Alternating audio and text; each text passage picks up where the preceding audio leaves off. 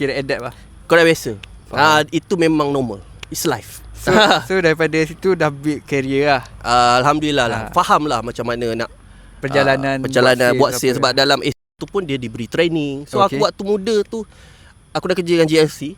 Okay, so training dia proper. Aku training kat ABC, dekat dia punya HQ. Dapat jumpa DJ. So satu yang aku suka kerja SEO tu, bukannya aku suka sangat nak jual tu. Tapi dapat exposure lah. Sebab sebenarnya aku suka, sebab dia dekat dengan entertainment. Aku suka entertainment. Tapi tu antara jalan yang macam dekat. Aku boleh tengok Raja Lawak masa tu free, masuk studio diorang. Macam tu staff kan. Dapat access tu. So aku seronok. Aku rasa aku dekat dapat tengok AF. Masa tu zaman Akademi Fantasia. Kita orang dapat ramai-ramai. Kira banyak access yang dia bagi kemudahan lah. Banyak, Alhamdulillah. Itu banyak bagi. So aku suka sebab aku rasa aku dekat dengan entertainment.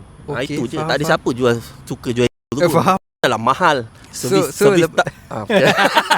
Okay. Ni boleh jadi hook. Okay, so lepas daripada itu kau lompat ke